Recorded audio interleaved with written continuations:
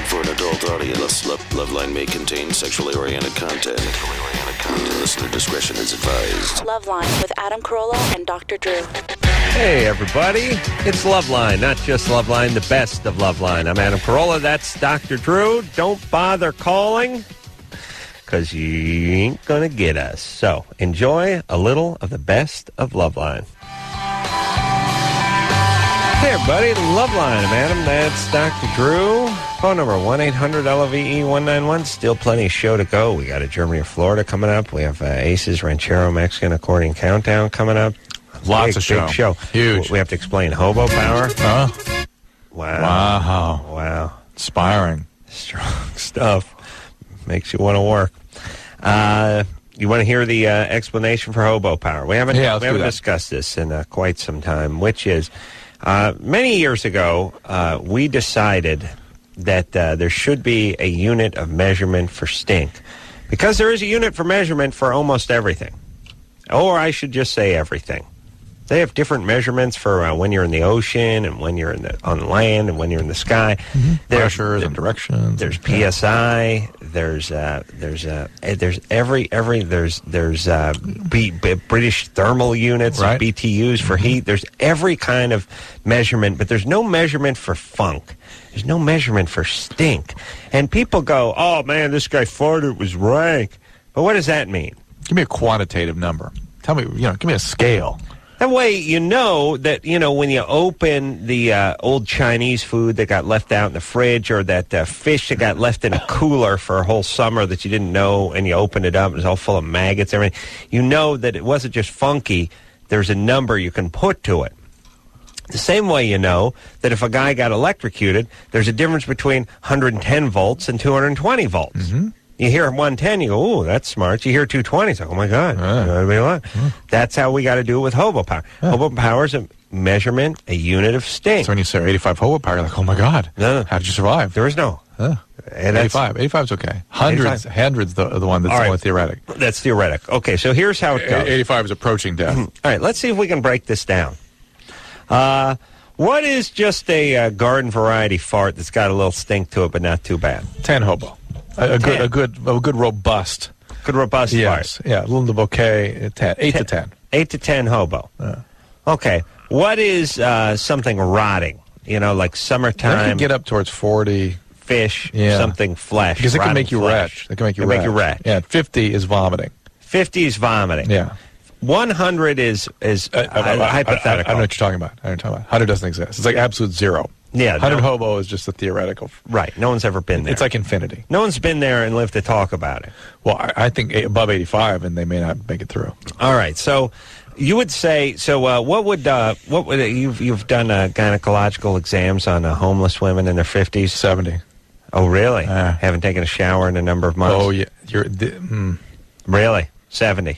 It can physically knock you out of the room. Really? That's about a 65, 70. Really? Yeah. Okay. And make you vomit. Mm-hmm. Mm-hmm. Then there's a psychological component to it. Because here's what I'm saying. You get fear. Fear starts coming in above 60. Here's what I'm saying. If you were sitting in a restaurant and somebody took the vagina of the homeless woman who hadn't showered many years that you examined. Who left a tampon in for 6 months? Oh, yes. And was and was waving it around your head. The tampon or the vagina? The vagina with the tampon while you're at the restaurant. You might say, please listen. You might say, someone's getting an anchovy pizza or something like that. By the same token, it might make you retch more easily. Because you're sort of around food and eating, and the smells kind of make you react more violently. I don't know. There has been times when I've mistook ass for something else. For what? Anchovy pizza? No, just smells like certain things. Like at first whiff will smell like something. If you remember that pizza spill that you were cooking into the microwave last week, right? That could have easily been mistaken for ass. So it goes the other way too. Okay, touche. So the point is Hobo Power is a unit of stink. But we can talk sensibly about it by giving it a numerical value. Right. 50 is vomiting. That pizza was around 42 Hobo Power. You get to, well, I wouldn't put it 38? that high. 35? Okay. Mid-30s. At 50, you're vomiting. You're vomiting. Okay. All right. And 100, you're dead. The world comes to a black hole. It implodes. World It implodes. Okay. All right. And at 110, engineer Chris graduates from junior college. So it's actually a little bit further than world imploding. Nice. All right, buddy. Here we go. Now it's all going. It's all going according to plan. If your plan was never to graduate. And so, it's not a descriptive term. So the 40 stalk of asparagus worth of acidic. Oh, my urine. Yeah, my urine was a good 30 hobo. Right. I'd say. But it was not the same kind of putrid scent of the fish or the butt. Yeah, here's the thing, too. You guys can't abuse the hobo power because if you just you start labeling every fart a 50, then it loses all reason. No, it has to reflect reality. Thank you. All right. You have to vomit. You have to vomit. All right. Where are we going? Talking to Claire? I'm going to do Germany or Florida. All right, go ahead. Germany or Florida. Here we go. Max. Hey, how's it going, guys? Time to play a little something we call Germany or Florida. All right. Okay, here's a story. A man was killing an unwanted litter of puppies with a handgun. When he placed the handgun down on the bench, the puppy shot him. The puppy heard about stepped this one. on it and shot him in the wrist. Yeah, remember this? This was Germany, wasn't it? I think it was Germany. It was, or maybe it wasn't. I think it was. We heard it twice, I think, even. Did this one on the Kilborn show, or whatever the hell they're calling it. You did? I did a Germany or Florida on the Late Late Show. And this was the one. This was one of them, yeah. So we had this one. Now, here's the beauty of us. Can't remember the I did the show. I can't remember what it was. You know why? Because I think the audience picked it. And but we'd done it on the show the night before this show, and my gestalt, my sense is Germany. That's my vague memory. The handgun part feels Florida. The killing puppies part feels Germany. I think we're going Germany. Adam struck down the perfect record. It's Florida. Wow. All made even more insulting by the fact that I did this on national television 4 weeks ago. The fact that it was such a prevalent story here would make you think U.S. That's a good point. Although I know it seems prevalent. I only heard it because some PAs pulled it up over at, I keep calling it Kilborn, the Late Late Show. It was all over the news here, too. But you know what? Since you got it right last time, it just cancels out. All right, I broke an even. Thank you. Thank you, Anderson. Claire? The guy who did the Germany or Florida theme song is on there. Want to just get a rendition? Theo. Hey. Hey, you're 27. You did the theme song for us? I did indeed. I was actually disappointed that y'all didn't just play it. You played it the last few nights and given us so many compliments. I've been feeling all warm and fuzzy. Why just sing it? I enjoy it. I don't think it's amongst Anderson's favorites. And you don't push Anderson. I think when you said deceptively good, that was my favorite. That was my favorite description of what it was. Well, here's why I call your Germany or Florida theme deceptively good, because it's not good, right? But yet you like it. So it's hard to argue with that. And when it comes to a song, you see, here's what I'm saying. It's like we're talking about. No. I got to talk to you, Drew. You can't say that about aircraft. You know what I mean? Like, well, I really enjoy this aircraft, although it's not a good aircraft. Right. That doesn't make sense. You can do it with stuff like, you can do it with like Hostess cupcakes and Twinkies and stuff in McDonald's. You can do it with like fast food and some aesthetic thing. Yeah, you go like, I know that McDonald's is not a good burger. I just like it. Yeah, that's what this is. The aesthetic value. Yeah, this is not a good song and not a good theme song, but it gets under your skin and there's something catchy about it, which arguably is better than it being good. Good doesn't necessarily catch on. And I was looking forward to a live rendition. Okay. Theo, what do you think? What do you think, buddy? Okay. Things are sick and twisted from too much sun and Nazis. Sex, meth, and death fetishes. Both of them have got these. Guaranteed not to bore ya. Germany or Florida. Yeah, buddy. Here's what I like about Theo's rendition. By the time he gets to that last refrain, he's cracking his own ass up. Yeah. You can feel the smile. And he jumps right into it. There's none of that, well, it's pretty late over here in Virginia. I wasn't prepared. I didn't call. No, pow. I have formal radio training, so I'm prepared for you. You're a true pro. And, Theo, what is it you said you did? I don't remember. Well, I'm an amateur stand-up, and I do writing. And now, since I've talked to y'all last, I actually got a job in morning radio. I'm kind of a danger boy type guy. Really? You go out on the streets and do stunts? I go out and do all the dumb stunts I can get myself into. Yeah. I remember you can get, let me say, hey, Theo? Yeah. Thanks, buddy. God bless you. Thanks for contributing to the show. Well, hey, I have a new song for Ace's Accordion you do? Countdown. You do? Oh, Yeah. my God. Wow. And you going to sing it a cappella again? We got to you play go. it as soon as he finishes the song, though. Can I give him some music for backup? Do we have... we don't know what kind of song it is yet. I could do the song, and then y'all could just add some music to it Okay. as you found All something right. appropriate. That, All right, means you're- work for me. Okay. I mean, Anderson may have to move his finger. Hey, just to let you know, Theo, I don't dislike your song. It's just hard to buddy. work it in because it's kind of longer. That's all. All right. But I just got Let's that hear- last one, and it's nice and smooth, so I think I'll use it more. Let's hear what you got. I was humming it the other day. A new Germany or Florida theme. Well, I was humming the Pete Ellis Dodge theme. It doesn't mean I like This it. isn't a German Florida theme. It's an Aces Ranchero theme. Oh, it is? Yeah. Yeah, Ace's Accordion Countdown. Oh, all right. Yeah, Well, I want to cover all the games on the show. Here we go. Well, let's hear it. What are the All ones right. we have? 14-9, immediately 2. What you gonna do? Mexican musicians breaking it down on Ace's Accordion Countdown. Come on, Drew. Climb it up, buddy. All right. All right. You know, I think the bar was set so high with the Germany or Florida that Yes. it was tough to get. But this close one to it. comes around, though. It's got potential. Yeah, Yeah. it's got potential.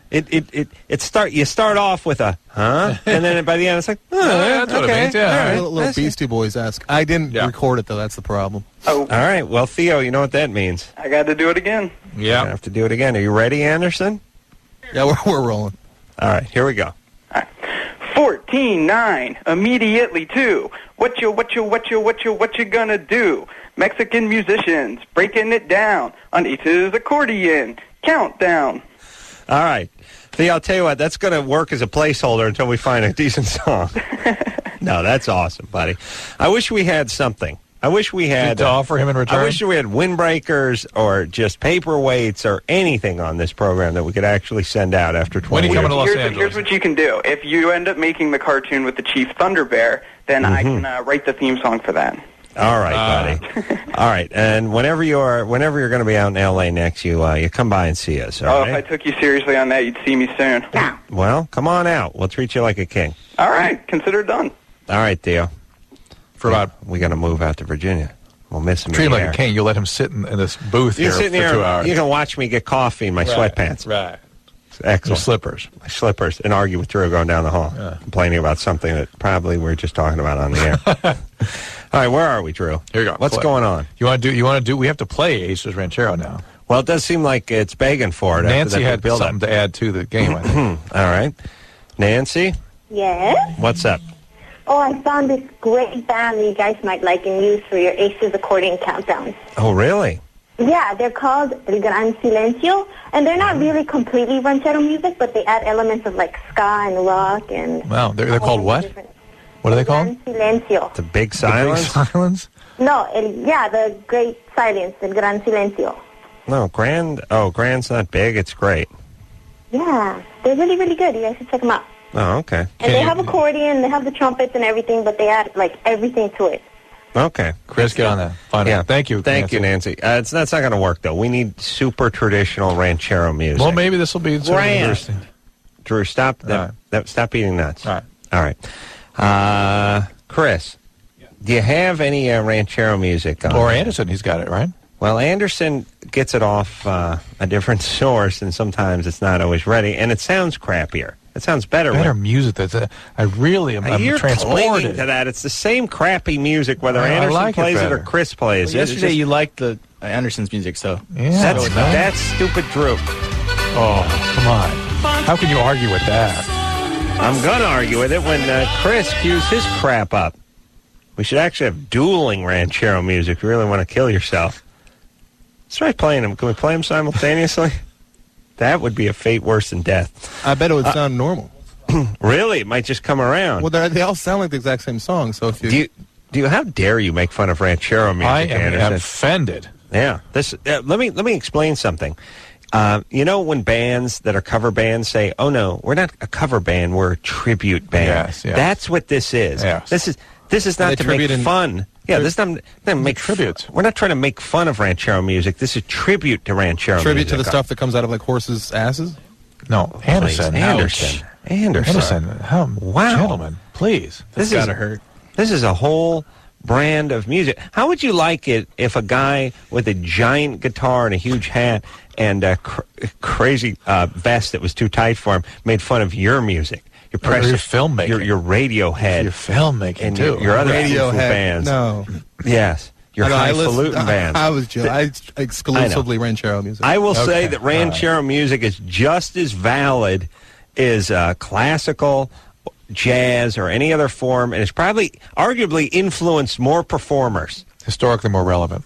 Thank you. Now, what do you got there, Chris? Think of all the construction that's been inspired by that music. Oh my Come God! on. This country This was city was built on it. was built to This city was to the built beat on of it. ranchero music. Yeah. All right, play a little there, Anderson, and we'll get Chris playing. We'll see how it sounds together because they may cancel each other up. Yeah. Now, by the way, this is what it sounds like when I get between the stucco guys who are working on one side of the house and the guys who are doing the cinder block wall on the other side of the house. Sometimes you get that sweet spot right in the border where your right ear is hearing the ranchero music out of the cinder block guys. Your left ear is hearing it after the stucco guys. And what's your reaction? Well, it doesn't sound worse, I can tell you that, which may not be a bad sign. Wow. All right. Sounded a little better. It actually sounds a little better. Yeah. All right. How dare both of you? I'm offended. You're right. I'm just You're saying. right, Drew. I'm just saying. It's an homage. Just Please. saying. Please. Claire? Yeah, but still. Claire? Hello.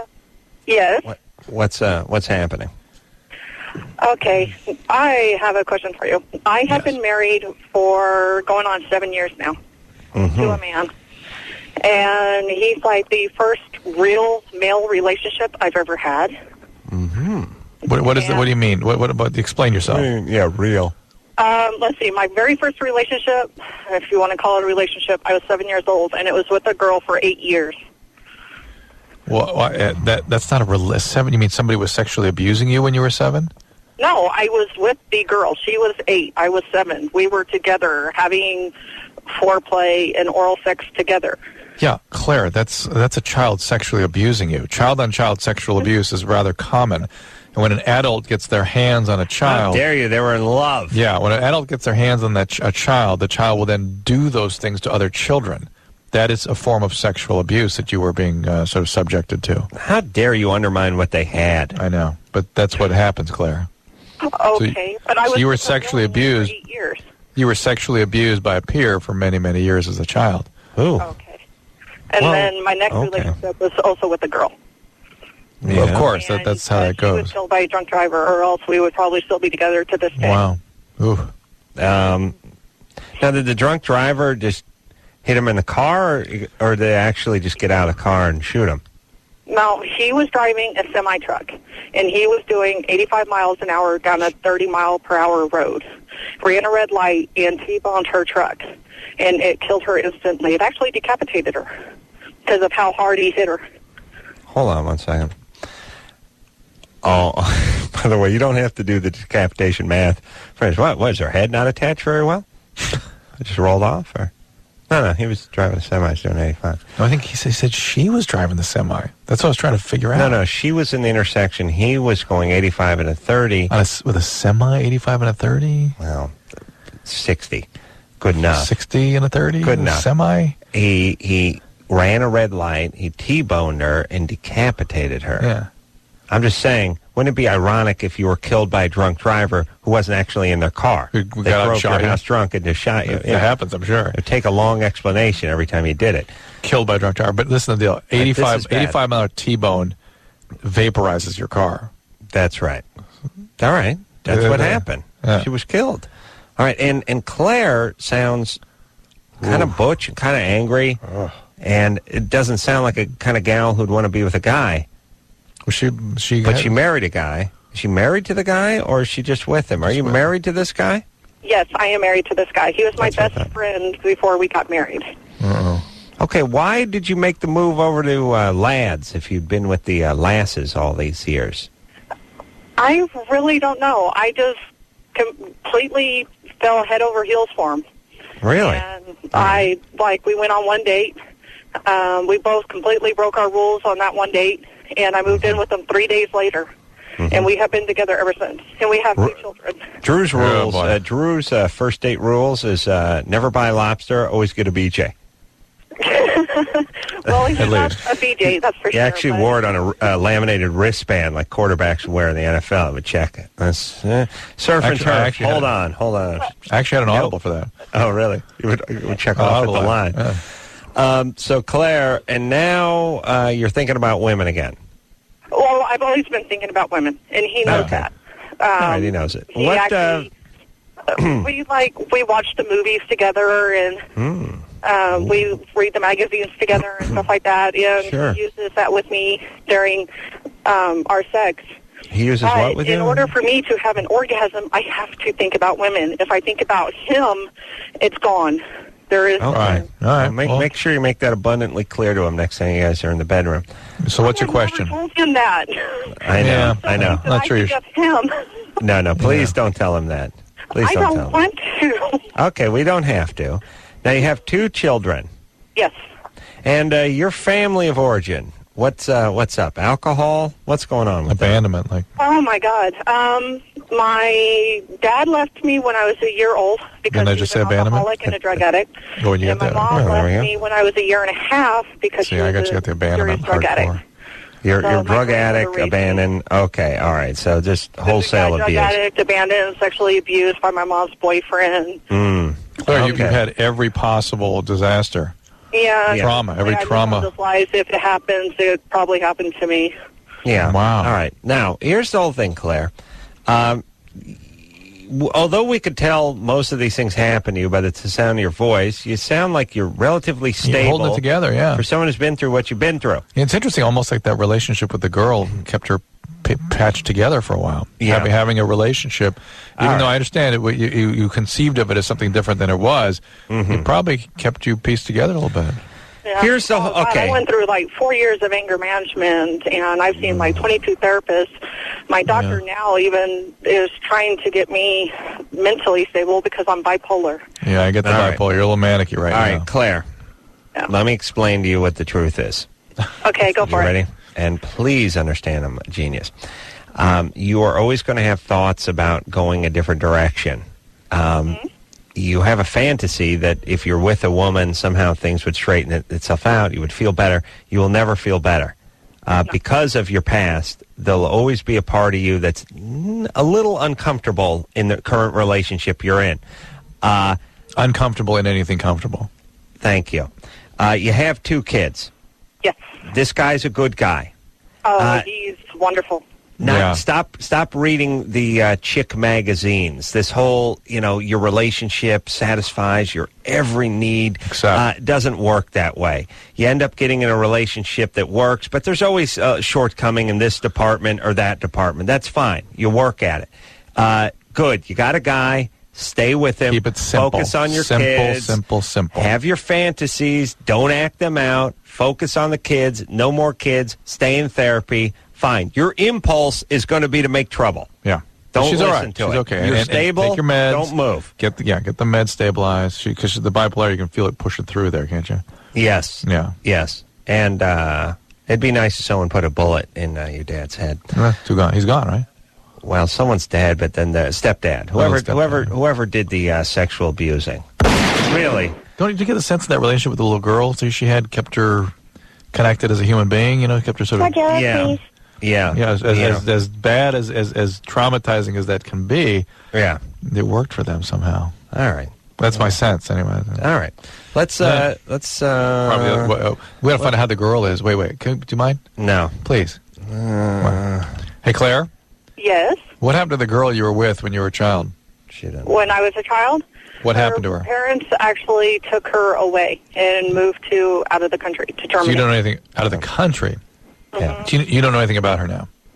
No. All right. All right. There you go. Satisfying. There you go. Never learn your lesson, do you? No. All right. Never will. We'll take a... You never learned your lesson about me never learning my lesson. I've known it. There's nothing I can do to physically restrain you.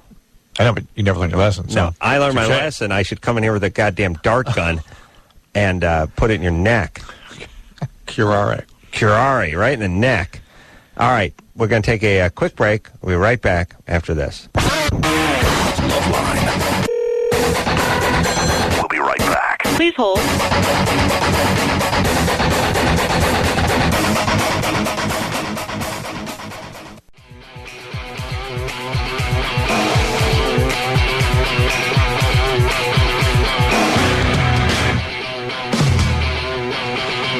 everybody. It's LoveLine. I'm Adam. That's Dr. Drew. Drew just threatened me with a scalpel, everybody. So just go get a scalpel. Come in here and I'll do it. You heard him, Chris, right? Is that what he said? Give me 3 seconds. I'll get it done. Man, That's right. I got a big old cyst on his neck. Something on the back of my neck. I don't know. It's like ingrown hair. It says, I don't know what it was. A cyst now. Well, how does something turn into a cyst?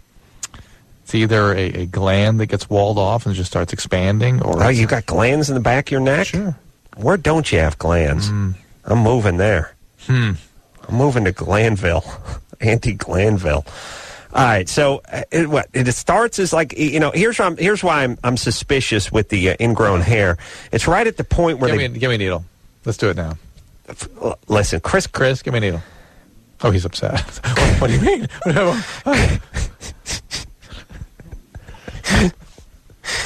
Chris can't find his belly button. You think he's going to find a needle? And find a needle.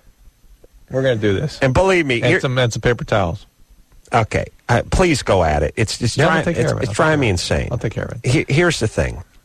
It's right at the line where when the barber buzzes your neck and gives you the buzz, cleans up the neck, so to speak. Mm-hmm. Drew, do you even get that, by the way? Or are you so hairless that they're going to clean up your neck? They actually use a blade on that. Straight edge? Yeah. Sweet. Yeah, they clean up your neck. They'll buzz it around the back, and when the hair comes back, sometimes it'll get a little stubbly. Like where I got a little bump on my belly where I had my hernia surgery, and they shaved my belly off. It comes back like a bikini line or something. Anyway, point is I got some kind of zinger back there. I'm going on week 3. It's driving me insane. I can't see it. I can't get to it. Now, normally I'm a surgeon. I drop that pin, I lance something, I drop it right in, I drain that thing right out. But my stuff is tough. I mean, my stuff don't come easy. You got to work it. You got to work it hard, and you can't just press on it. You got to cut it. So if we get a pin, Drew, you drop it in the back of my neck, we'll get this thing out. But you know what? I wouldn't be as confident as you are right now. You're very confident, Drew. Remember when you tried to drain my palm? Yeah, that wasn't fun. That was painful for me and painful, humiliating for you. Yeah. It didn't work. Now, did it? Well, I kind of know what I'm getting into here. Okay. Feel like you do. Producer Ann is looking at the pin. Here's what here's I didn't see my go guess. running. I saw her get up and move. Oh, okay. Now she's entering the studio. She's actually delighted by this. Now I know what. Tack. All right, let me see. No, that's good. No, I was about to predict we're going to get something that's not quite what we need, but close enough, which is that's the disaster. That's like jumping out of a plane with, it's not quite a parachute, but yeah, I'm getting some paper towels. And all right, there you go. Here's a tack. And we need some light, too. Turn the light up, Drew. And please, get something out of there. It's been bothering me now for 3 weeks. I'm going to take some calls. Wow. Ann's got some paper towels. Got a little wet nap. A little alcohol on there. Now, the white thing you see on there, Drew, is just dried skin. That's what I'm saying. Drew's now putting it into the hole in the back of my neck. All right. That's going on there, Drew. Hold on. You don't got a mic, but tell me. Nothing's happened yet. Yeah. All right, Drew is now. The paper towels. You want the paper towels? All right, Drew is working on the carbuncle on the back of my neck. They see. Hold on a second, Drew. Now hold on. Now, see, what was on there was a little piece of dried skin that you thought was like a white cap, right? I think I'm in. You think you're in? Let me see. All right. If it hits my brain, you tell me. I got it. Anything coming? Oh yeah. Not white. Yeah. White? Toothpaste. Get it, baby. Go, you bastard. Swear to Christ, I'm going to get a divorce. We're getting married, Drew. I told my wife, I said, would you go at this thing? You know what I yelled at her? I said, what kind of chick doesn't want to go at a man's zit on his back? And no? Hold on. Drew, what are you doing with the pin? I thought it came. Opening up a little further because it only came partially. Let me see what you got. You got? Ow! Ow! Hold on, relax. What do you got? Relax. You're drilling into my spine. What do you got? Let me see the white. I don't trust you. It's just a little bit. Yeah. Chris, you see anything? No. Did you see anything before? Ow. Ow. Do you have to hit me or can you just wipe it off? Hold on a second. You're moving, for God's I'm moving. You got to stop. Now, what did you get? A little bit of white. A little bit of white, or is it toothpaste? A little toothpaste, or was it just dried skin? That was toothpaste. You sure you got something? Blood's coming out of it now. Well, I know blood's coming out. Anytime you bore into a man's neck, blood will face. Like if he took like a sprinkler key and stabbed me in the neck, it would have. You're not having sex. All right, let's go. Let's go. Get it going there. All right. Some calls. All right, I'm going to take some calls. Drew is taking a pin, by the way, a thumbtack that producer Ann produced. Pretty serious. And that's producing, by the way. You get a thumbtack in here. I got an ingrown hair or something in the back of my neck. Drew is going at it. He swears it's going to pop. Ow! I'm telling him it's not. Take some calls. Get your mind. Yeah, I might just fall asleep if I don't go to the phones. Drew's drilling a hole into my spine. Maybe you need some Vicodin. Nell, ow! You're 20? I am 20.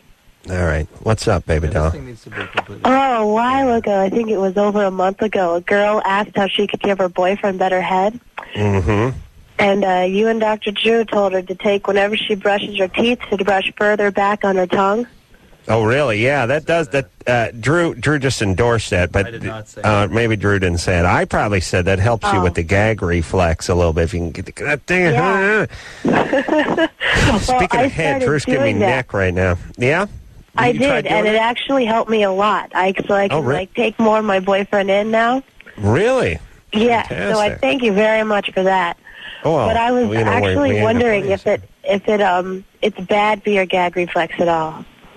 Well, I'm trying to think, and Drew, I know you're absorbed in my neck bunkle right now, but what about the gag reflex? Obviously, it's something that God gave you. Well, I mean, like after I had started doing it, because it started, I can't think of it, but it worked within a week.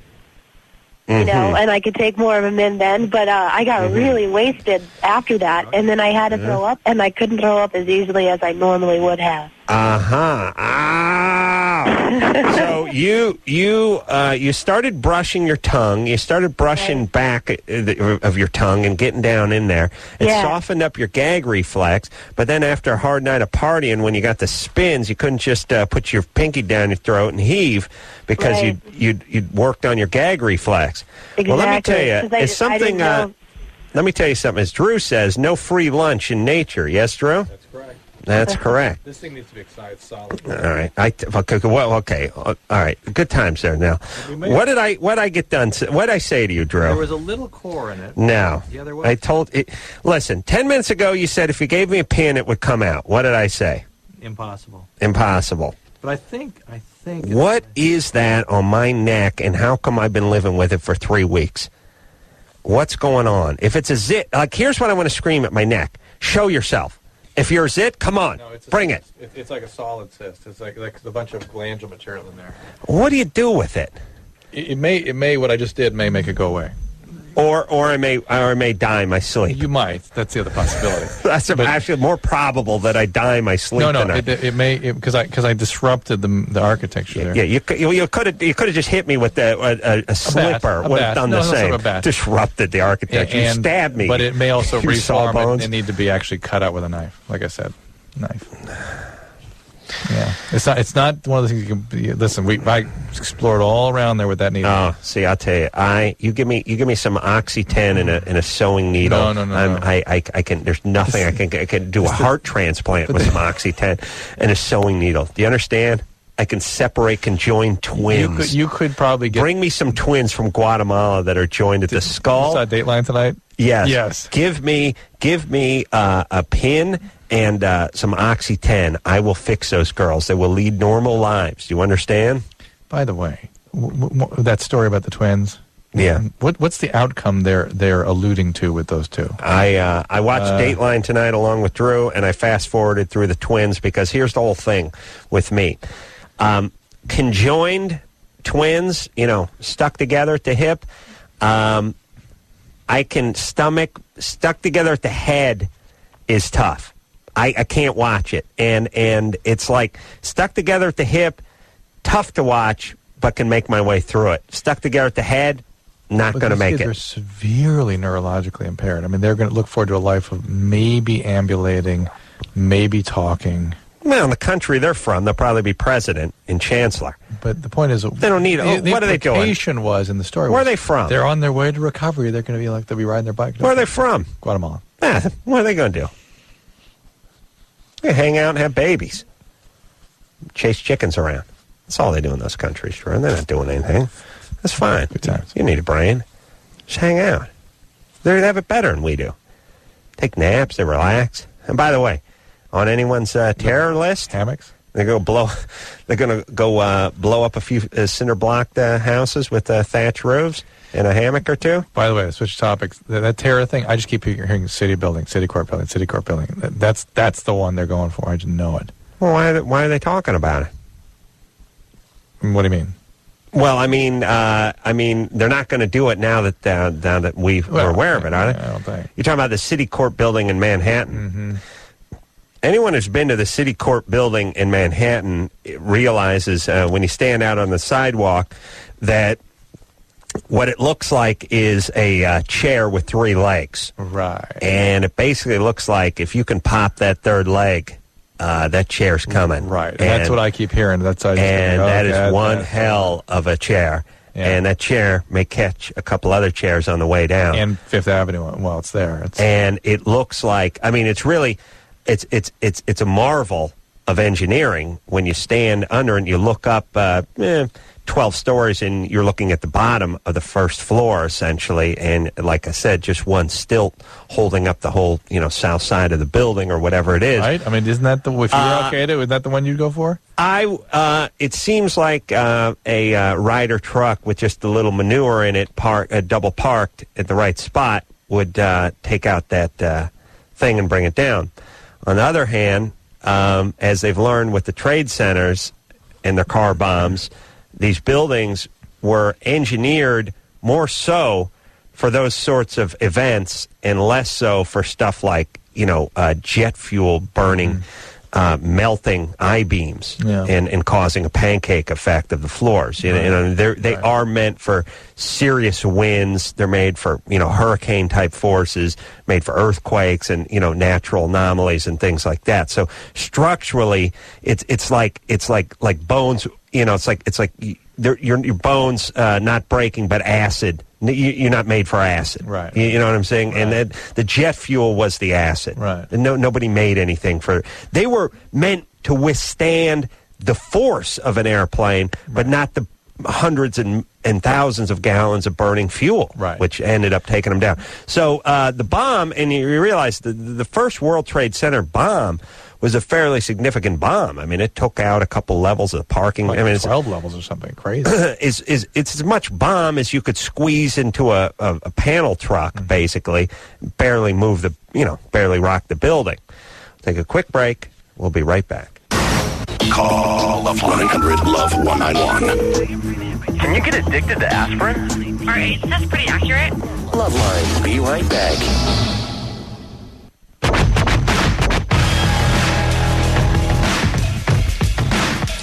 Hey, buddy, LoveLine. I gotta tell you what, boy. I tell you what. 8:31 after 8 o'clock. I tell you what, Dr. Drew over there, Adam Grohl over here. Today is hot, but checking in weather. Coming into weather traffic coming up. 61 degrees Agora Hills, Alhambra, 61 degrees. Arcadia checking in 61. Baldwin Park, 61. Bellflower, 61. Carson, 61. Cerritos, 61. Cudahy checking in 61 degrees. Downey, 61. Duarte, 61. Hey, warm, 61. Hawthorne. Inglewood checking in 61. La Cañada, Flint Ridge area checking in 61. La Mirada, Drew, what do you think? Breezy, 61. 61 degrees. Southwest, 4 knots. 61 degrees, La Puente, 61 Lancaster. Lawndale, 61. Lomita, 61. Linwood, 61. Monrovia, 61. Montebello, 61 degrees. Pico Rivera, checking in, 61 degrees. San Gabriel, 61. Santa Fe Springs, 61 degrees. Sierra Madre, 61. Southgate, 61. Torrance, 61. Vernon, 61. Walnut, 61. Winter, 61 degrees. And now it's time to get a little traffic. And I'll tell you what, Drew, you drive in it, boy, it wasn't easy. 8:30. 8:31 after 8 o'clock. 29 away from top of the hour. News, weather, and traffic coming up at the top of the hour. Drew, did you come in at 8? A lot of brake lights. A lot of brake lights. Look out for brake lights. Slow and go on the 405. Look out for brake lights. Traffic and lanes Couldn't on get the through the 4 4 level. level. Could not get through the 4 level. Look out for brake lights. I'll tell you what. Watch out. There's a guy. I'll tell you, once in a while it gets really morbid, but the guys just power through it. Fuel-carrying truck, 18-wheeler carrying jet fuel collided with a moped. Had a guy with Down syndrome driving. They're cleaning that up. That's on the 101. They bring up these, like, carnage, you know what I mean? Like, picturing body parts spread around. Hopefully, CHP have that cleaned up soon. Guy on a motorcycle collided with 3 Humvees. Hoping he's going to cleaning that up. That's on the 4. I like when they focus on the traffic portion of the tragedy. Right. Jet fuel all over the 4 level. The guy at the moped was trapped amongst it and evidently was ignited. So look out for delays. If you're coming in, you may want to get off the 405. Take Sepulveda along there. Sort of a guy's on fire in the middle of the freeway. We got that. They got a medevac helicopter landing on there. Gore checking in 61 degrees. All right, Drew, you ready to get back on the phones? I'll tell you what. Weather, traffic. The morning high-profile vehicles gust in the pass. Now the news. I'll tell you what. I got to get the news. Oh, gee, unrest in the Middle East. Trouble in the Middle East. There's trouble in the Middle East. Unrest in the Middle East. Stay tuned, though, for news, traffic, and the weather. 8:31 after 8 o'clock. 29 away from the top of the hour. When we get to the top of the hour, maybe they'll have the old Middle East thing taken care of. May not be trouble in the Middle East. Unrest in the Middle East. There will be some traffic. There'll be traffic coming up. I'll tell you, the 405. Look out for brake lights. Traffic and lanes. Here we go. Ready to hop back on the phones, Drew? Here we go. First, quick shot of the weather. Quick look at the weather. There's 61. Downey, 61. Duarte. All right. Santa Monica checking in at 61 degrees. You ready? I'm ready. Ready to hop back on the phone? Here we go. 61 degrees, everybody. Dress appropriately. Here we go. Back to the phones. Go talk to Chris. Look out for brake lights on the 405. Slow going on the way into work. A lot of people commute out in the Southern California area aren't used to seeing the traffic and brake lights. Watch out. Slow and go. I like once in a while when they add a little something. Stay cool out there. Relax. You know, little piece of their own, just little homespun philosophy for you to take with you into the job. Yeah, just good, keep it cool. Give them a break. Chris. Yes. 18. Yes. What's that? I just recently got my penis pierced. Penis pierced. Irwindale 61. Why? Just because it was my birthday and I just wanted to get it done. All right. Just because you thought it looks cool, or what? No, it's just I just wanted to see the big hype was, and it's not really that big. No, I mean, it just it feels just like you'd think it would feel when somebody sticks a spear through your penis, in your urethra and out the base of your penis. Well, I didn't do that. I just got the foreskin pierced. Foreskin? So it's just a little ring, earring, foreskin ring. You pansy. Poser. Hell, anyone could do that. I just want to know, having a penis piercing, can it, increase... Hold on. Let me say this. I got a question. For the penis, they got to do, they got the big long barbs that go through the urethra and stuff. But if you just get the urethra, the foreskin pierced. Prepuce. Right. Yeah, prepuce pierced. Just like you would do the lobe of your ear. With the earlobe thing, they'll have that gun. Down at the mall, pop. Yeah, I mean, with the prepuce, they pull ice on there. No, I'm just saying. Can they just give you the gun? Probably. Did they use the gun on you? No, it's just straight needle. Okay. All right. Well, I want to know, that. And by the way, I don't know why, but somehow doing the foreskin for the person who's doing it is more grotesque in its own bizarre way. That you're actually... The urethra? Yeah, I don't know why, but you know why? Because the spear through the urethra almost feels like a procedure. Right. Whereas the foreskin just seems like... You're handling a penis. This is something you do at sleepaway camp when you're 13 and you're just fagging off with the guy in the bunk above you. This is just bizarre, sexual ritual, gay sexuality here. Is he gay? Chris, are you gay? No. You are now. Who did this for you? Was it a guy? It was a girl. It was a girl. A girl. She pulled your foreskin out and iced it up, or what'd she do? Well, yeah, what she did, they pull it out and they ice it up, and she was wearing the surgical gloves and everything. And then kind of what she did, she pushed in the needle with her thumb while she was holding the other side with her 2 fingers. Mm-hmm. And just pushed it through her fingers. Yeah, she was like... But I know everyone's a mess at these places, so, normal rules don't apply. But if you're this chick's husband or boyfriend, and she's just sort of handling dongs all day... How about the guys doing the vaginal piercing? Yeah, that's cool. Yeah, you're right.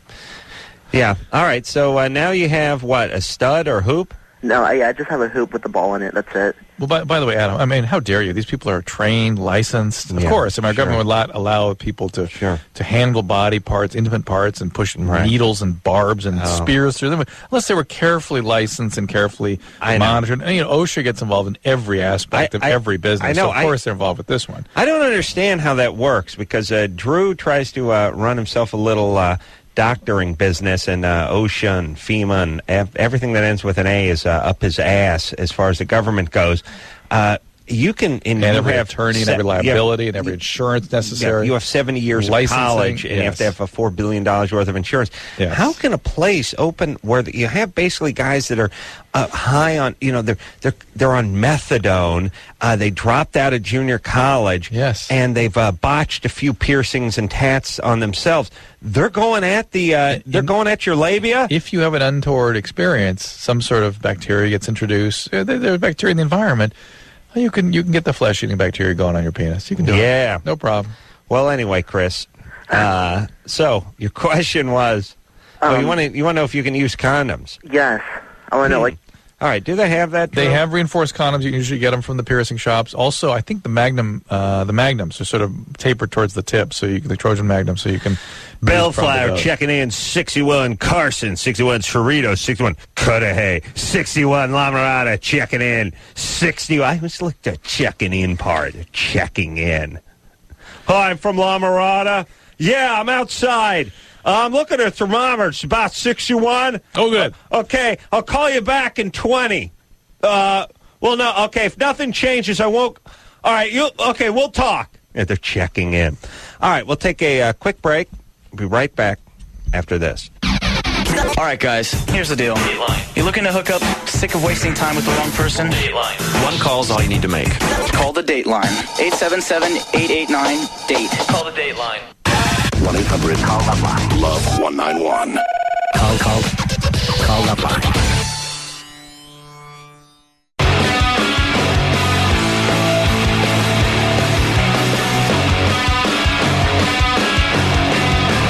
Oh, yeah. Woo! Get it on. This is my song. Picture the Ace Man, 70s retro shaft jacket slung over his shoulder, slow motion, hair bouncing in the wind. Every chick at the bar, just seeing the boots, like Travolta and Saturday Night Fever. Every chick at the bar just head turning simultaneously as I make my way. High five a black guy who looks cool because, keep moving, everyone looking. Guys looking, bartender pointing and laughing. I flip him something. Yeah. And all the girls turn. And they all turn, yeah. POV changes. Yeah. But this is what the girls see. That's what they hear, yeah. That's what they see. That's what they see. Yeah.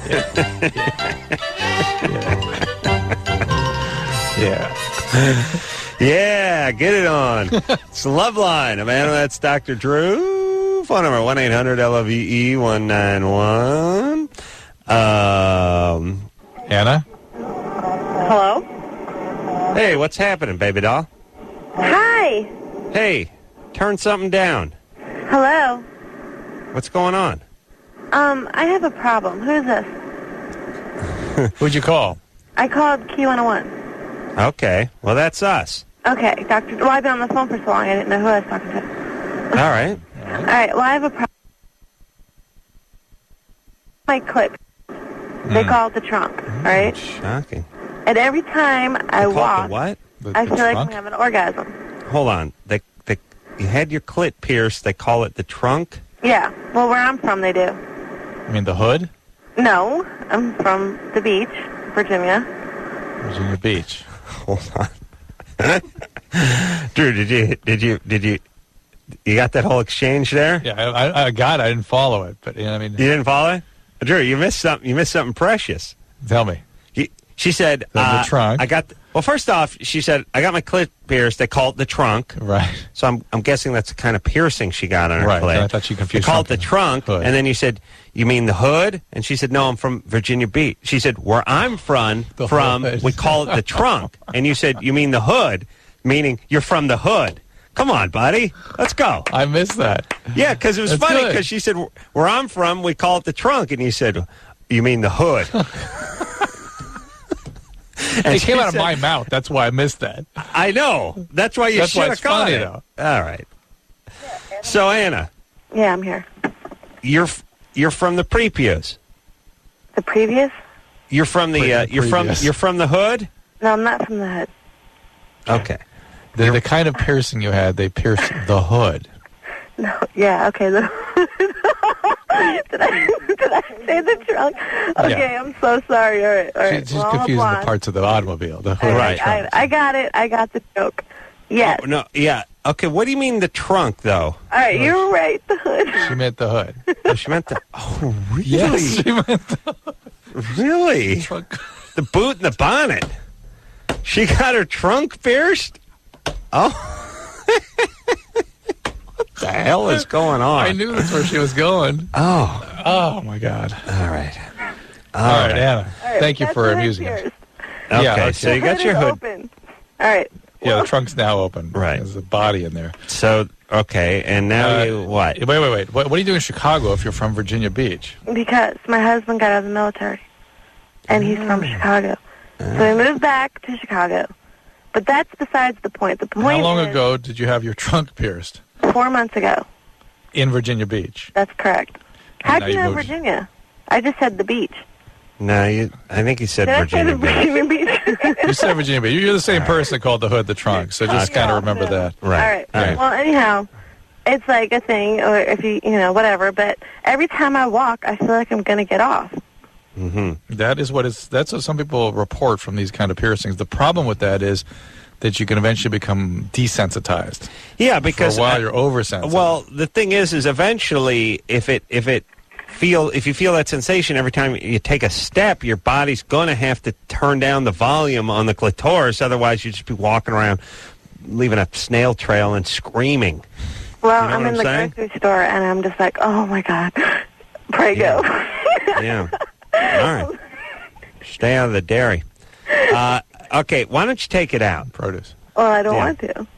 I just don't know, Well, then you'll have to ice your clit before you go outside. Okay. Spray. Tape it down or something. Tape it up. Get a little skull cap for it. Get spray it with some of that Freon. You mean yarmulke? Clit yarmulke? Yeah, Clitica.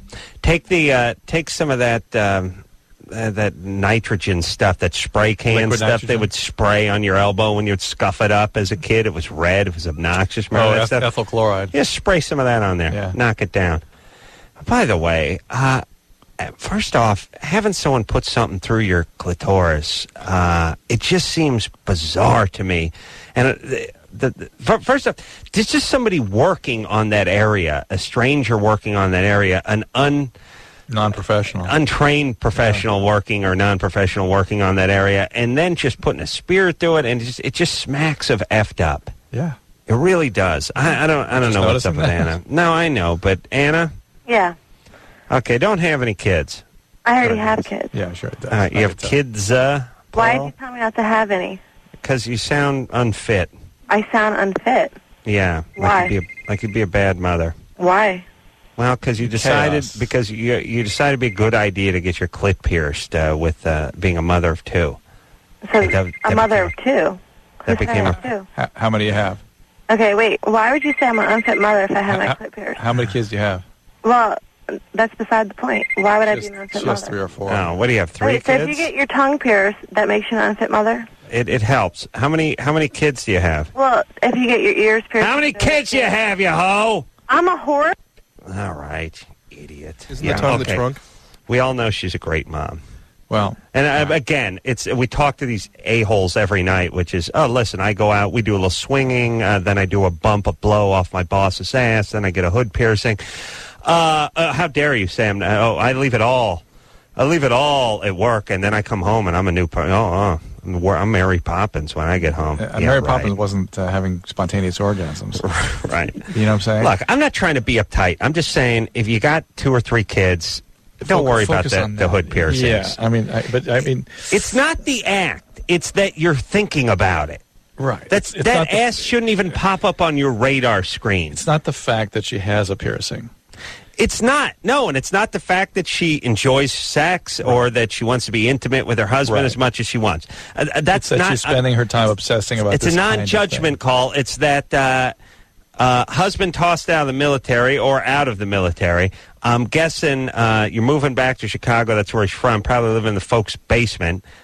You live in the military. It's basically $850 a month. You don't got 2 nickels to rub together, and you're spending $110 getting a hole pierced in your hood. That's all. But I'm sure you could use a car seat instead of the hole piercing. That's all I'm saying. What if she has a complication, gets infected or something? Yeah. What happened to Mom?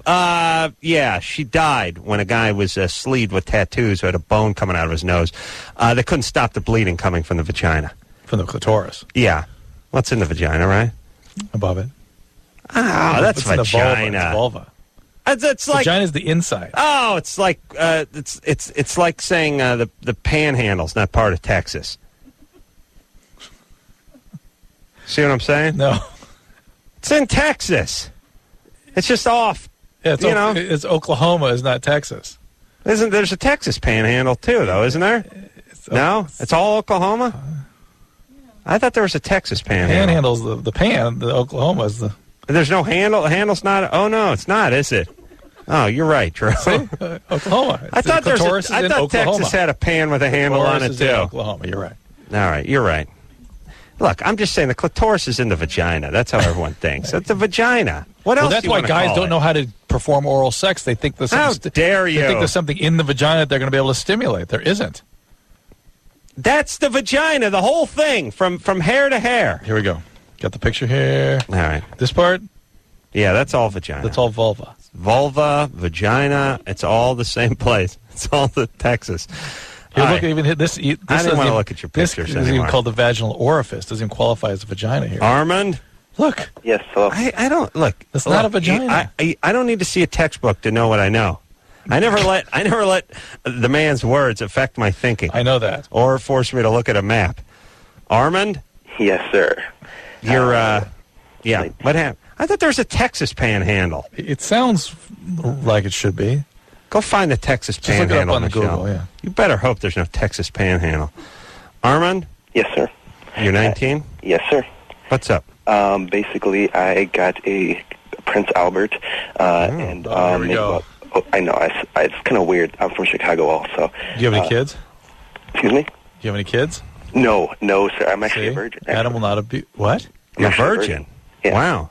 Yeah, Smart. it's kind of weird. Yeah. No, that's tactical. You know what I mean? Stay a virgin with the bar? Well, people could go like, are you still a virgin? You go, I got a Prince Albert.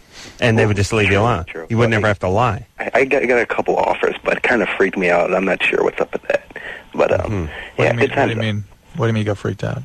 I don't know. Like once like the girl is into me, like it's kind of, I don't know if it's a turn off or it makes me feel weird or I don't know. Scared off. Yeah. All right. What's you up? Have a pretty intrusive mom. I haven't seen her ever since I was maybe 2 years old. Never seen her. Do you have a stepmom?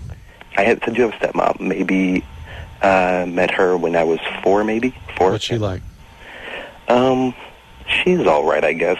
She's a little weird, a little off, but she has a pretty good heart. So. All right. And what are you doing? Are you going to college? Right now, I'm trying to go back to college for a paramedic. Right now, I'm an EMTB basic. I'm trying to go back for my paramedic in about a couple months. Okay. And you're not religious? Yeah. I've been an altar boy ever since I was like 10 years old. No, you are religious. Yeah, pretty religious. Do you want to wait till you're married before you have coitus? No, it's nothing like that at all. Nothing like that at all. No. What is it then? Be honest with you, it's not like I think it's a sin or nothing. Like I'm a religious, but I'm not like one of those. What is it? What is it? What is it? You don't need to know what it's not. It's I don't know. I just really feel kind of weird and turned off, and I don't feel like yucky or disgusting, but I don't know how to describe it. It's kind of weird. All right. Yes, it is weird. Not a normal feeling. You like guys? Oh, no. He's gay. No. All right. Okay. Well, then, look. Okay, here's what I want to say. Yummy phase. We've talked about this. Some guys are mature at 14, and some guys ain't into it at 20.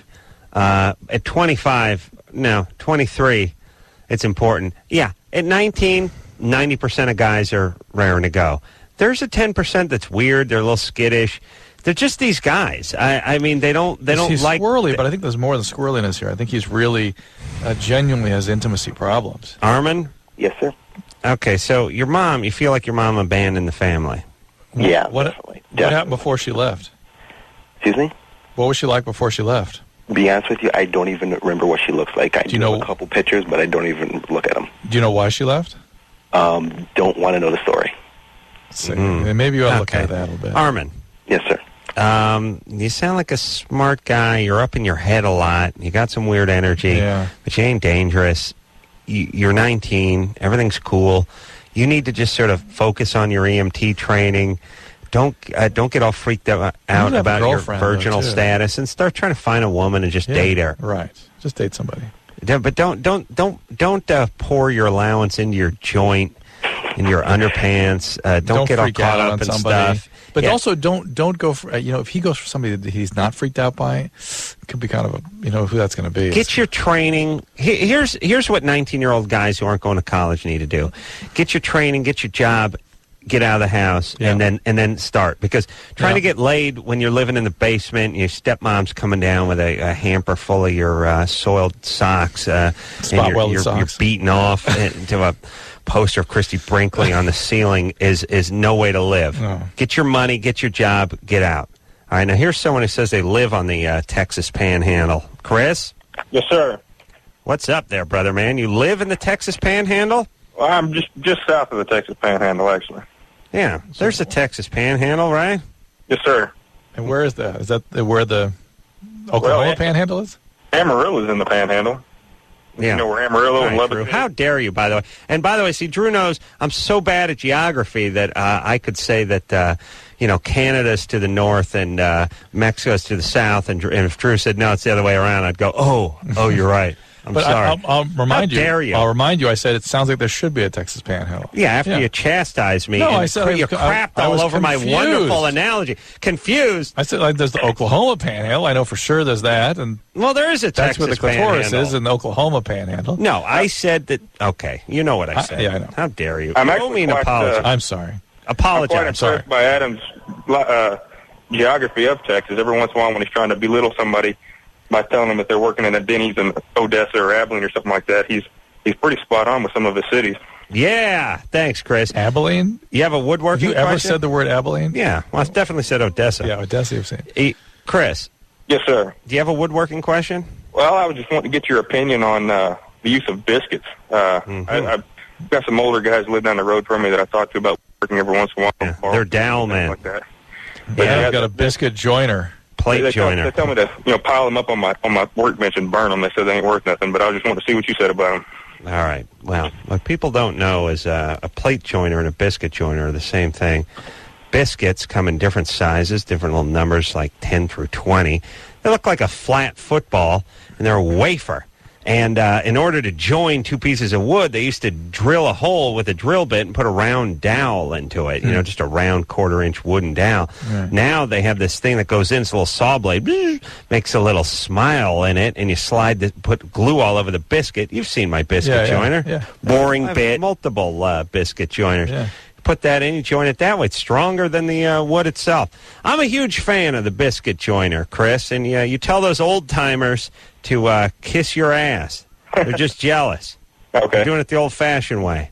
Yes. Understand, too, a lot of guys who work with wood do it so they don't have to go back into the house, and they're not looking for faster ways to do anything because they get the old lady in the house. Right, they want to stay outside. They want to stay outside. So you come up with some technology that can get them back into the house with their kids and their family, and they're angry. They're out chipping, a flint, trying to get a fire going. Yeah, trying to get a fire going. They got a water wheel instead of a power saw. Grinding the wheat out in the back. Yeah, they're using like a bow and a stick to drill a hole. sharp piece of tusk at the end of it. Yeah, otherwise you have to go back in the house. Guy's been working on the same like a hummingbird feeder for 14 years. Sure. We'll take a quick break. We'll be right back after this. Dude, you got issues. Call LoveLine. 1-800-LOVE-191.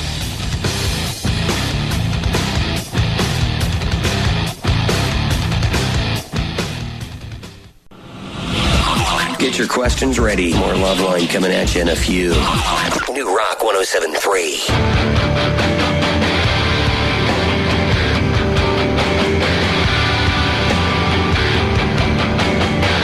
Hey, everybody, it's LoveLine. I'm Adam. That's Dr. Drew. Phone number 1-800-LOVE-191. Gave Drew a nice sampling of the asparagus whiz in the bathroom. It was not a sample. It was an assault. I think it was a payback for that little exchange we had earlier in the show. Wow. Yeah, wow. Powerful. Wow. I ate 13 large stalks Bushels. of asparagus tonight for dinner, and the whiz just came out as if I was whizzing on a hot radiator. I mean, there was that much smell was coming up from it. Yeah. What is that with you? Like, you know, the difference between the Hobo power between 4 stalks and 12 stalks for you? Mm-hmm. It's about 80. You know, it's exponential. It does. It's not an additive arithmetic thing. Right. No, I don't know. You can put a few zeros in the Hobo power department behind. And we've not discussed the Hobo power in a while. Let's make a note to explain Hobo power tonight. All right. Now. Now some garlic's coming your way. Oh my God! No, this will be the appropriate night to have this discussion. Yeah, we got. Don't vomit. Don't actually vomit. Okay. Okay, we got to finish talking to Danielle. Oh, and then there's another thing. I got bit by a lot of mosquitoes today. I bet you did. Probably got that West Nile thing. Where? All over my back. No, that's got to be a rash. Why? Let me see. People, every day. A week does not go by that a patient doesn't come in and say, "Oh, I have like spider bites, flea bites." Well, you mosquitoes." listen. You deal with dodos. Okay, let me say this too. It's wintertime with mosquitoes. No. Let me explain. The spider bite thing. The poor spider. Everything outside of a zit is a spider bite to people. That's right. I got a spider bite, and by the way, 8 times out of 10, it's shingles when they come in with that.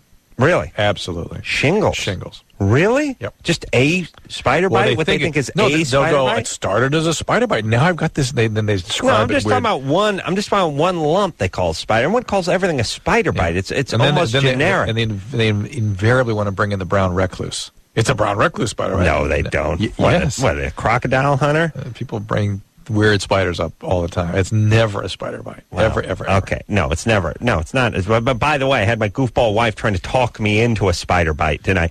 No, I smashed like 8 mosquitoes in my house, mysteriously. Mosquitoes all over the inside of the house today. It's been hot. Santa Ana's been blowing. It's been hot outside. You must have some still water out in the back. Something's going on, yeah. And there were mosquitoes in the house, and I took a little nap, and I woke up with a bunch of mosquito bites all over, and I felt raped. Let me see. All right. First off, I got some of them on my face. Well, let me see the back. All right, just. Do you take a medication lately? No, I'm not taking medication. Well, what do you count? What are you counting? Modelo, please. Not just your alcohol, your usual medicine. Yeah, that's my medicine. All right, listen. Pull. You can't take your jacket off first. I'm just pulling up the back. All right, let's go. All right. Well, just pull the back up for me then, would you? Where are they? I don't know. Yeah. Yeah. Where are they? Oh, yeah. Look at that. Hold on. I'm telling you. You know that? I got the West Nile. No. Yeah. Drew, you're never right. You ever get tired of not being right? No, it's hives. It's urticaria. It's hives? Yeah. It's called urticaria. Okay, but let me Drew, seriously, please listen to me. Is this the hives? Okay. It's got to be. That's pretty quick. It's either band or a band called Urticaria. Do you have it anywhere else on your legs or anything? No. You said your face on your neck. No. I did. Yeah, that's hives. Okay. Hold on a second. Hold on. Stop saying hives. Hives. Let me say this. Yeah. Please listen. Yeah. Everyone was trying to talk me out of whatever I got. Yeah. And first off, Drew, what's my batting average? But let me tell you what batting average. 100%. So Okay. let me just tell you what I'm seeing back there. Go ahead. Is probably 30 to 50. 30 to 50. Yes, they're little raised lumps. 30 to 50. We count them. They're all over the place, and they're patches with red patches. So it's called a wheel and flare reaction. And wheel and flares look like bug bites. But when they're distributed like that, and they get up onto the face and neck, they sort of typically around here and back. It's at times. Okay. Shingles. Okay. Yeah. Okay. Whatever. I got AIDS. Fine. Yeah. Will I make it through the show? Yes, no problem. Does it itch like crazy back there? Stryker in here tomorrow because I'm not going to be here. No, here. Okay, let me explain what's going on. I killed mosquitoes inside of my house. I know, it's weird. Quiet. Yeah. This afternoon, late this afternoon, early evening. Then I went up to take my nap. When I woke up about an hour later, big scratching on the back and what have you. Thought, okay, mosquitoes. And I looked at my back, saw 4 or 5 bites, what looked like bites, raised skin. Thought, okay, mosquito. Went back into the bedroom and started going on a little hunting expedition. Found 3 mosquitoes in the bedroom and promptly killed them. Mosquitoes in the bedroom. That's weird. Okay, so never saw mosquitoes in the house before. Killed 10 mosquitoes in the house today.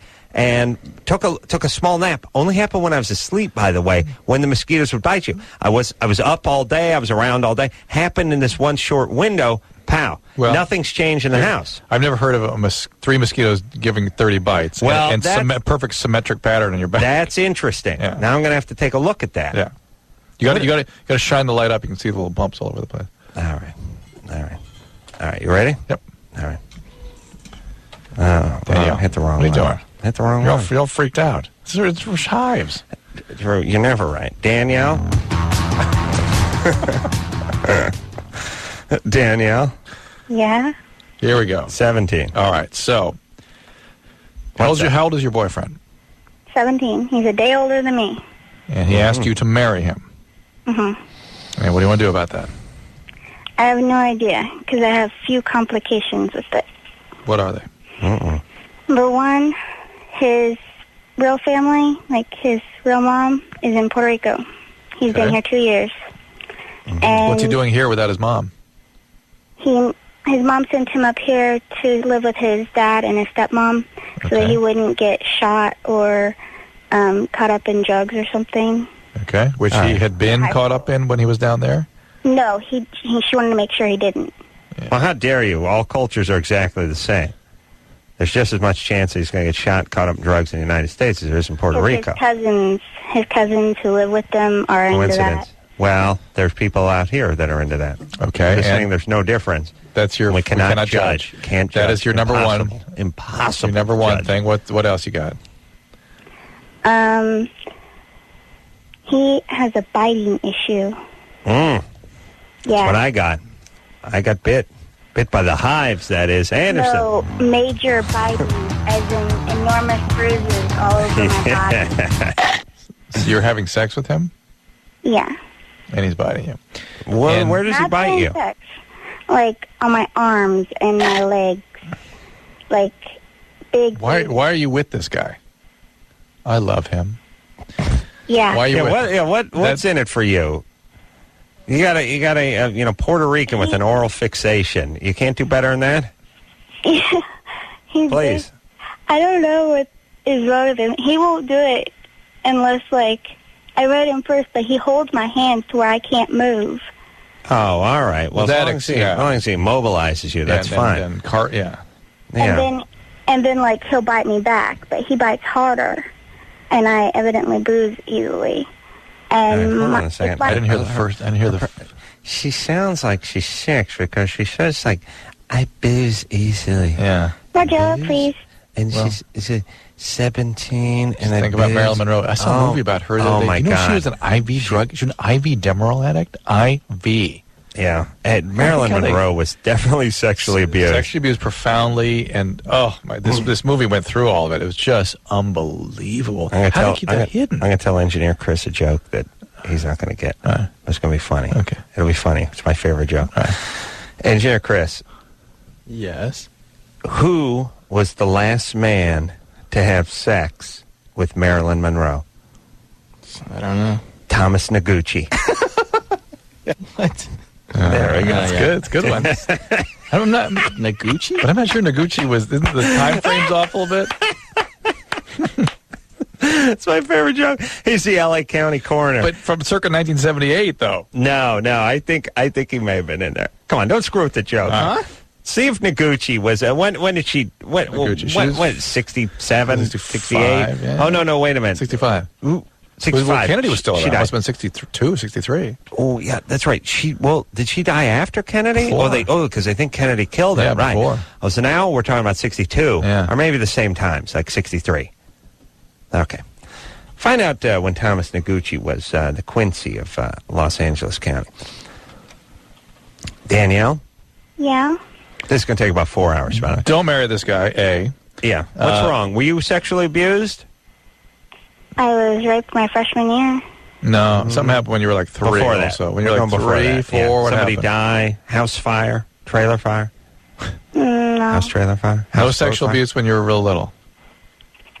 No. Physical abuse? Physical abuse. I had to watch my father beat the living crap out of my mother daily. Yeah. There you go. That'll do it. Your dad's not a racist, huh? No. We get the sense you'd want to get back at your dad. What does your dad do for a living? He's a butcher, ironically. He's a butcher. He's from Missouri. And he beats the crap out of your mom, but he's not racist. What is it about imagine. Those things all seem to go together. There you go. What is it about your boyfriend that your dad would hate? I have no idea. I don't speak to him. All right. You don't speak to your dad. You don't speak to your dad. All right. He's a sperm donor.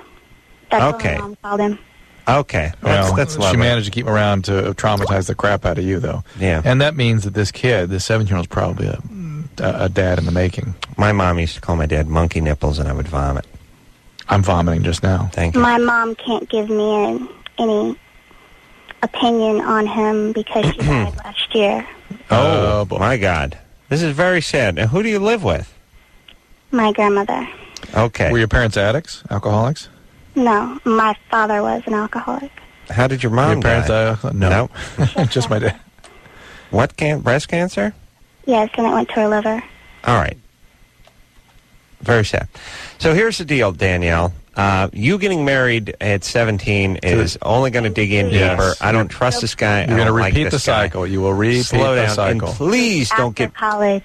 Okay, after college. After graduate school. By the way, if the idiots who called this show really meant they would get married after college, you mean when you quit college, not when you've graduated college? Because you didn't graduate college, you get married in your 60s. Right. You're not going to graduate. Yeah. Oh, if it was that way, it'd be utopia. It's just when you get tired and stop going to college. Who's going to college? I was. Danielle? You were? Where? Junior college, right? No, Arizona State. Arizona State from Missouri? Yeah, my mom, her dream was to go there. So you go there now? For me to go there. You're going to go there? Yeah. How are you going to do that? I have a scholarship. You have a scholarship to go to Arizona State? Mm-hmm.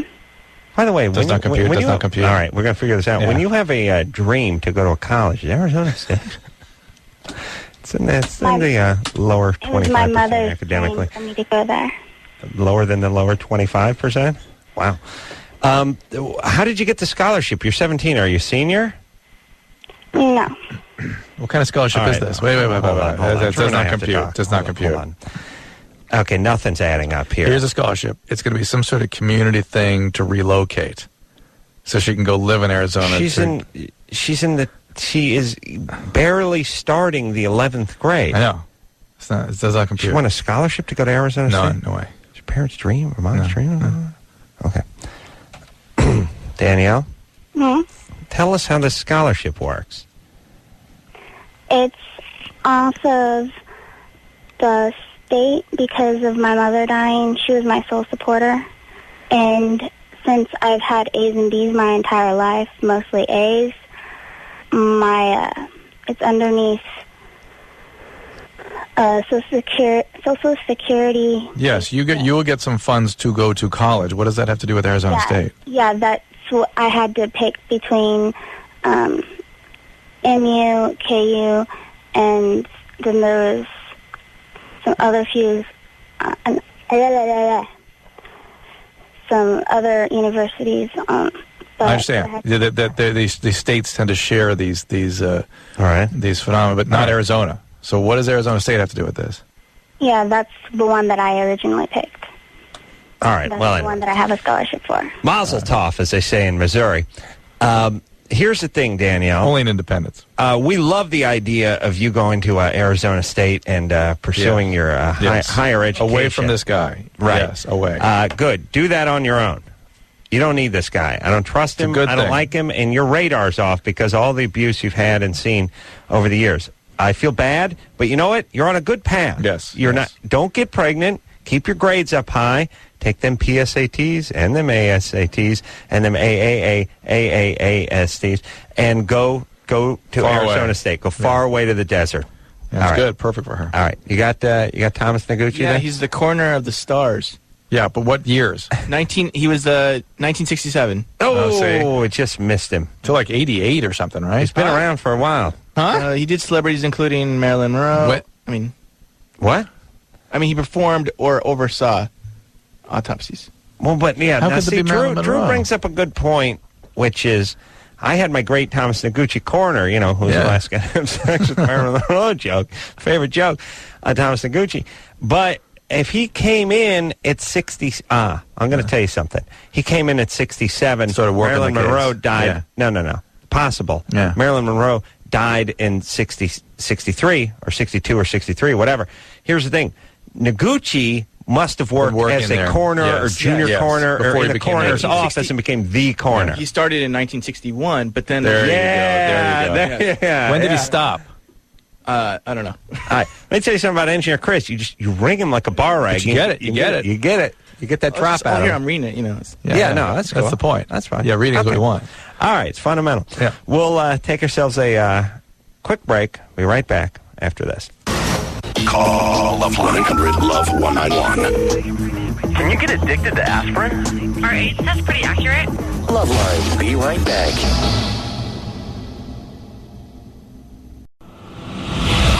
Get your questions ready. More LoveLine coming at you in a few. New Rock 107.3.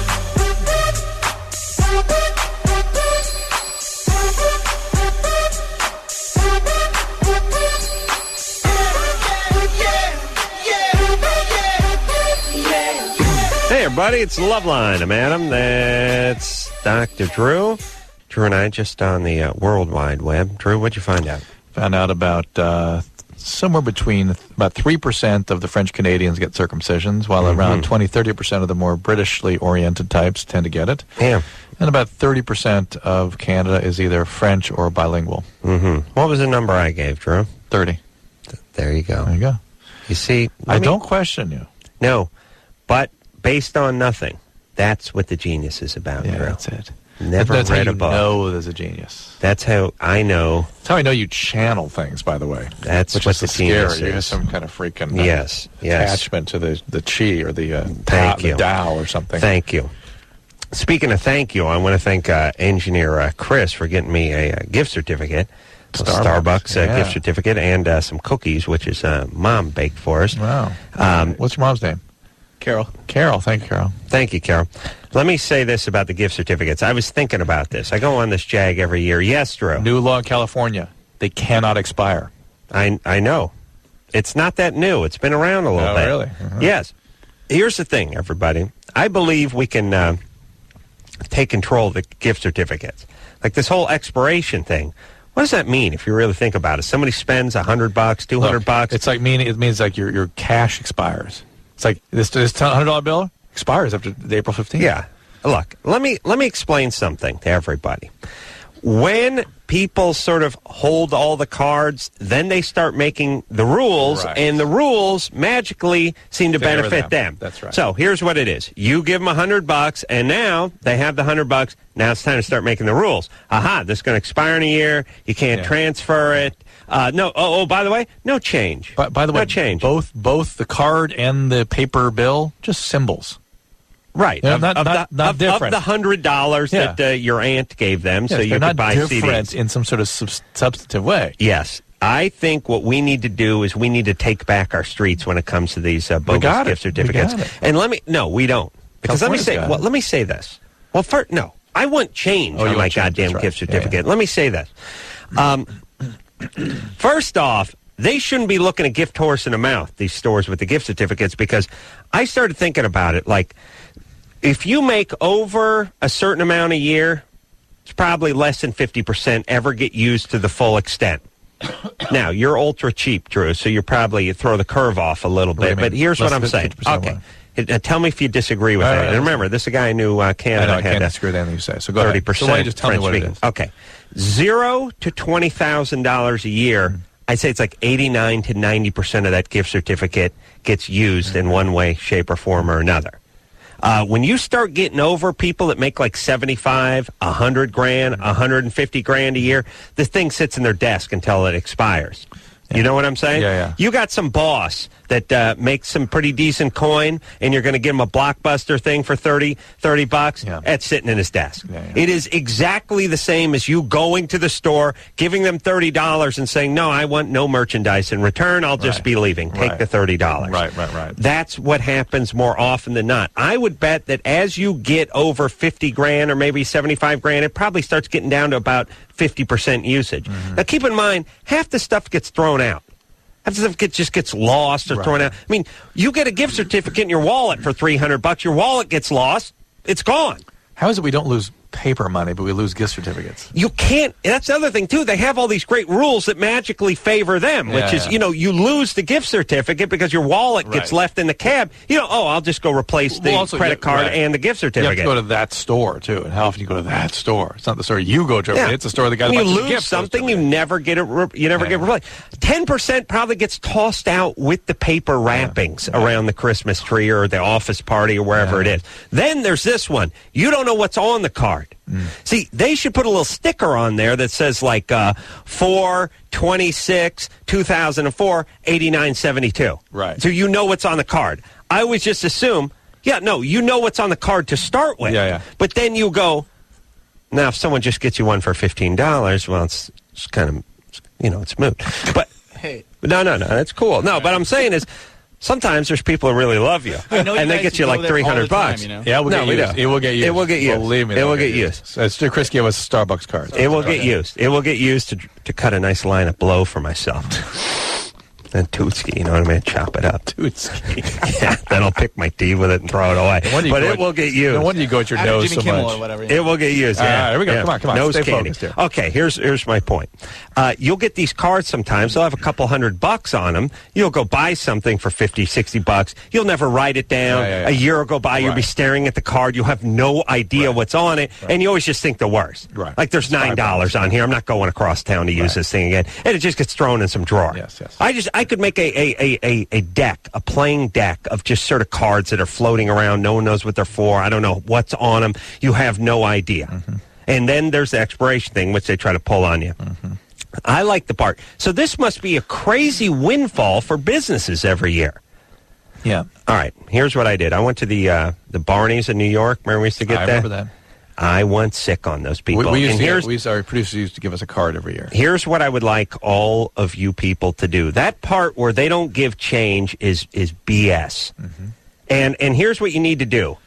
I suggest this strongly. Whenever someone gives you the policy, their policy, you give them your policy. And now you're the Mexican standoff for policies. And there's nothing better, by the way. They go, I'm sorry, sir, but our policy is we don't give change on gift certificates. Wow, that's crazy, because you know what my policy is? I always get change on gift certificates. That's my policy. That's what you did at Barney's, I recall. Nuts!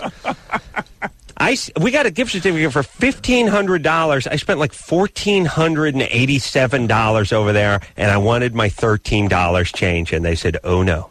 And then the other thing is then you go out and you find a belt that's $85. $33, and you got to kick in another $25 to get yourself over the top. That's the other thing they do. You got to spend to get up to your thing, because otherwise, no, we don't give change. So I said, look, you got a choice between finding something that's $13.39 or giving me the 13. Well, we don't give. Well, I don't pay 1 penny over it. So go find me a belt or some shoelaces or something. Go, hot to it, Ferry. And the guy looked, found nothing. So I said, no, that could get changed. And they said, no. And we stood there for about an hour. I got the general manager on the phone. I didn't even care about the money. Don't act like it's not my money. Yeah. See, that's what it does. Possession, everybody. Possession. That's why communism doesn't work. Right. People need to be motivated. Yep. You do that thing where you order something, you pay in full, and they tell you to be in about 5 weeks. Then call them in 7 and see if they remember what you're talking about. Right. No, it's half now and half on delivery. You need to motivate. Yep. Yes? Motivate. Semper Fi. All right, thanks, buddy. Anderson. Thanks, Chris. That button's not working right now, sorry. All right, you ready to rock? Let's go. Threesomes? We're talking about threesomes. Let's go. Been a few threesomes? Yeah, we go. Brad? Yes. 27? Yep. What's going on, guys? What's up? Hey, I wanted to, shed some light. All the calls that I heard earlier, no one seemed to really have like an explanation on why they do the threesomes and why they do that. I mean, obviously, the threesome is one thing, but we asked why you'd bring another guy in and watch him with your wife. That's what he was sort of into. Right. Well, I think, me personally, I would also, be mortified to, watch another guy, do something with my lady. But ultimately, I think it just boils down to a control. It's just a control issue. And that's why you'd be motivated because you'd feel out of control.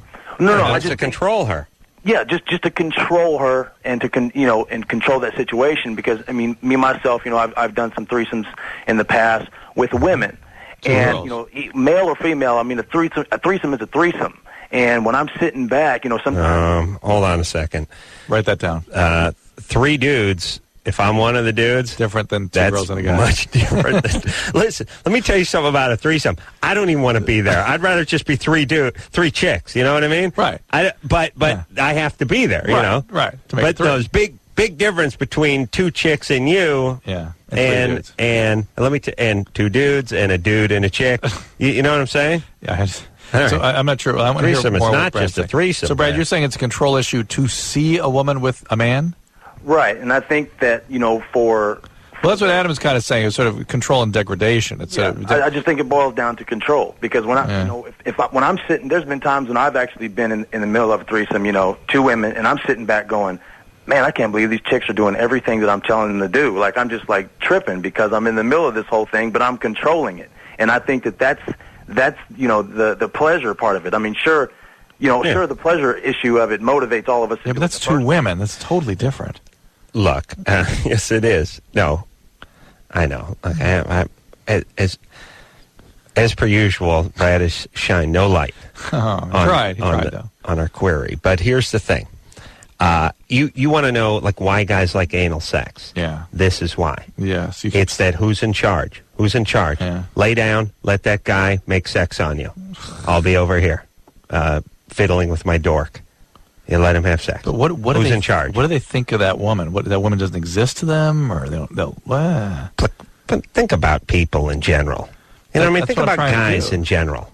Guys want to be in charge, and they display it in different ways. But it's in charge, and they're sort of acting out. You know what I mean? Yeah, but you want to know why so many guys are into the butt love. No, I can understand that more than I can too than wanting to be with another man, their girl. Yeah, no, I know, but it's an extension of the same impulse for most guys. Okay, all right, I'm accepting it. I just can't relate. I guess most guys have an element. I'm grabbing a handful of your hair, and you love it, bitch. All right. You know what I'm saying? Yeah. Drew, yes. Oh, yeah. Man of passion.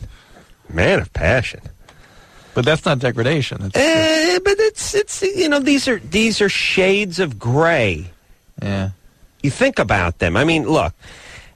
Okay, most guys have the most guys have the I'm grabbing a handful of hair. Yeah. I gotta give a little slap on the behind, a little rough trade. All right, most guys have it. Then the next step is a little backdoor action. I know it hurts, but you know what I mean. Yeah, I'm in charge. I think I'm in charge. Naturally, you know what I mean? Yeah, I think the next one is hurt women. Lay down with that guy. We're got ourselves a take us away, and we'll be right back after this. 1-800-LOVE-191. Call LoveLine.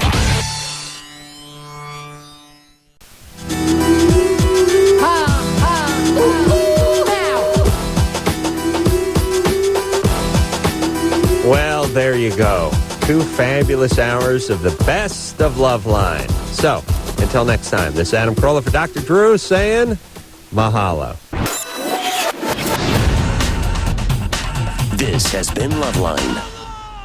The opinions expressed on this show are not necessarily those of the staff, management, sponsors, or this station. The producer for LoveLine is Ann Ingold. LoveLine is a presentation of Westwood One Entertainment.